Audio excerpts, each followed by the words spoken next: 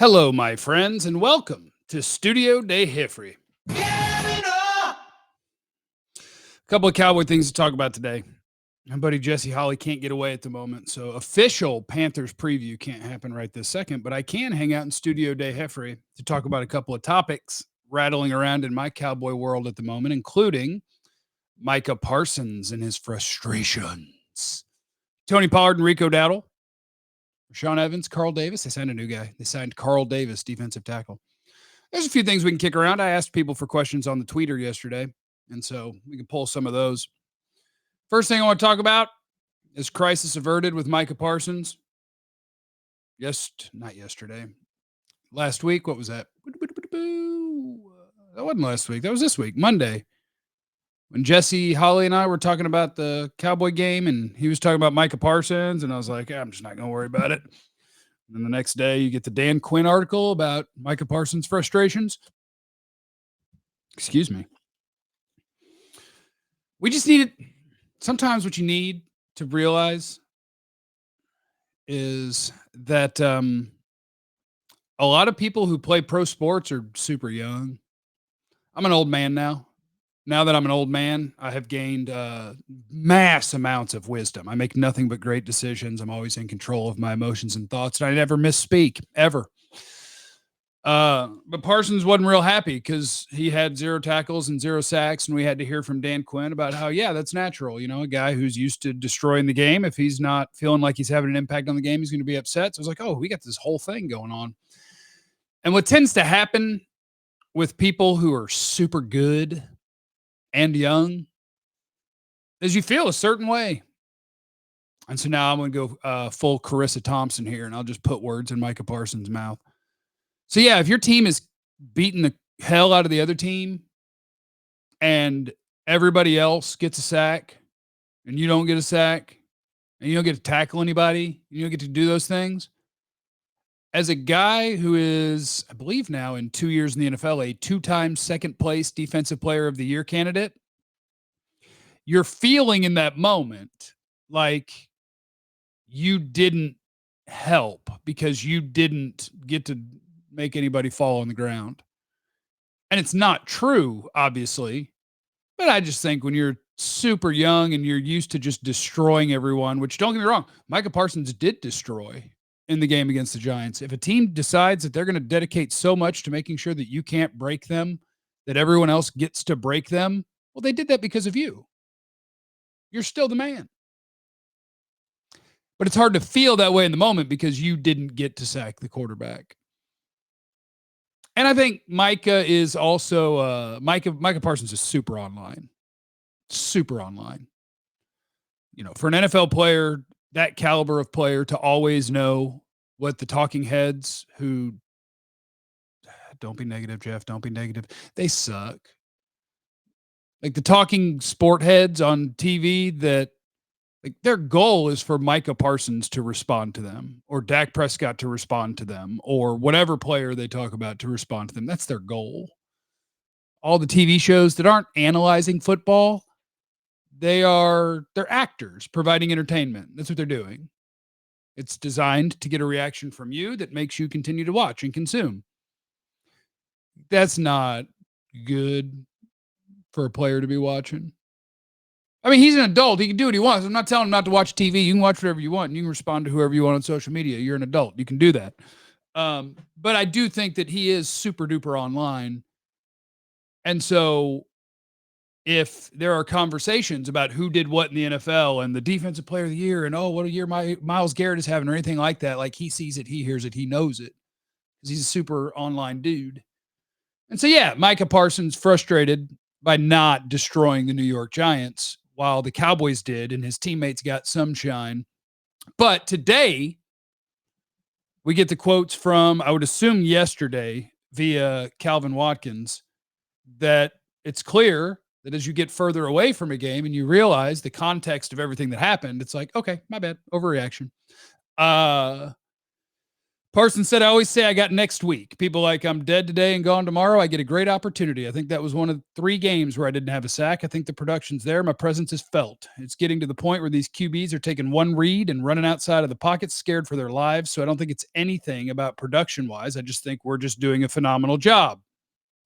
It went so fast. When you're playing more off the ball and there's a lot of 3 and outs, and then you're going from D-line to off-ball, D-line to off-ball. Sometimes there's not really a lot of snaps out there because when we get pulled late in the third quarter, there's not really a lot out there to get. You know what that sounds like? It sounds like a young guy who right after the game's like, dang it, I didn't get any sacks. And then a day or 2 later, like the coach talked to him. He's like, right, but you were awesome. And he's like, damn, I was awesome, huh? And so we're fine. Crisis averted. And depending on what the Panthers want to do this week, there's a pretty good chance that this is a big Micah Parsons game because the interior of that offensive line for Carolina is it ain't good. I bet you're going to see a lot of Micah Parsons. Now, and here's the thing. He could beat anybody on that O-line. Ike Ekwonu is their left tackle. Right tackle. Damn it, Jeff. Yeah, Jeff, be ready. What's his name? He's not a bad player. It is, oh, yeah, Taylor Moton. And he's fine, too. Like, their tackles are okay. But the Cowboys do a really good job of trying to go hunt matchups for Micah Parsons. They know that you're our best. If we can get an opportunity to put you on a bad offensive lineman, we're going to do it. And this week, that means, watch. You'll have some Micah Parsons walking around in the middle of the field and then deciding which one of the not real good NFL players he's going to be attacking in the middle of that offensive line as a rusher. And they're going to try to get him to where he can be happy. We want Micah to be happy. So that's Micah Parsons stuff. Other thing that's top of mind today is Tony Pollard and Rico Dowdle, where Mike McCarthy mentioned it yesterday that they think Rico's been great. And if they could get him more carries, great. But also added, of course, that they're very happy getting the ball to Tony Pollard as much as they can and giving him the workload. And I want more Rico. That's what I want. You guys see Mark Andrews get hurt last night on the hip pull-down tackle? Same thing that happened to Tony Pollard, snapping people's ankles. I just don't think Tony's the same guy. And I know what happens. There's going to be people in the comments. Told you it was just because of Zeke. Tony doesn't look like the same bursty dude on snap 1 that he looked like a year ago. And maybe it'll come around and it's coming around and it's just a standard Cowboys thing where they just pretend that everybody's going to be exactly who they were as soon as they're cleared.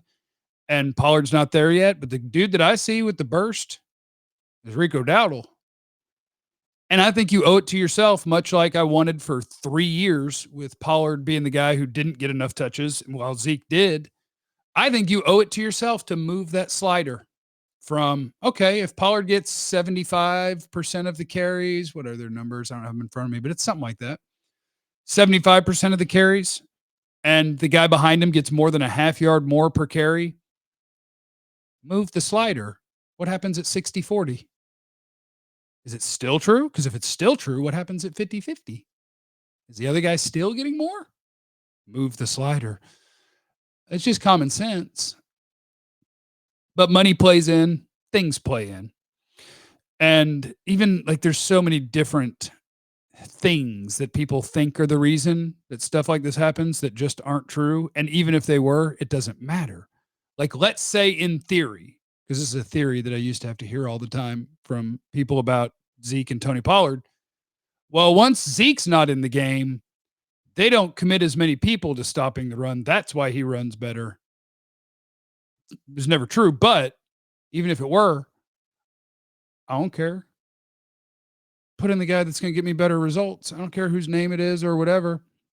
Although I guess if it were true, I would want the other guy in, and I would not want to hand it to him. Because if you're going to give me a better chance to throw with a different runner on the field, I'll leave that runner in and never hand it to him.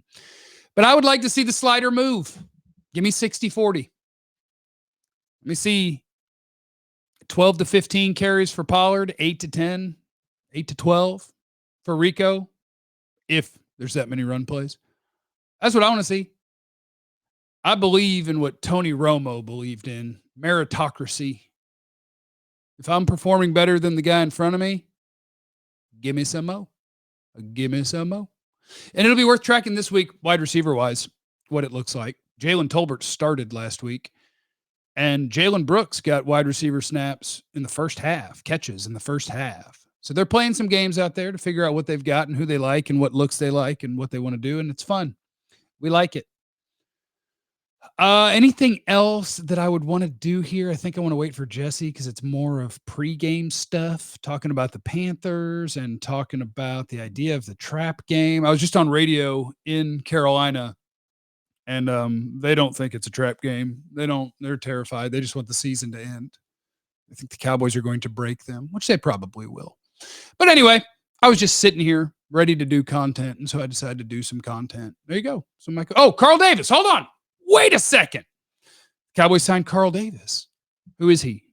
He's a one-technique defensive tackle out of the University of Iowa. I believe it was the 2015 draft, where he was a third-round pick, and he was one of my guys, which goes to show you this is hard. Predicting the future is hard because, he was just practice squadding around and then available to be signed. So who is Carl Davis? He's a big boy. He'll be a guy that if something were to happen to Jonathan Hankins or Mozzie Smith, that you would have another NFL dude on the roster that could step in there as a one technique, nose tackle, D tackle. But he was available. And when a guy is available in November of a football season, don't set too many expectations. That's a Martavis Bryant signing. But if somebody got hurt or if they were just thoroughly disappointed with someone's performance, which I actually think Mozzie's been better lately than he was early, which is probably to be expected. But yeah, you got a new guy. Depth. Same as Martavis Bryant. Depth. All right. Everybody have a good day. Remember that I love you. Be cool to everybody. You don't know what people are going through, okay? I love you.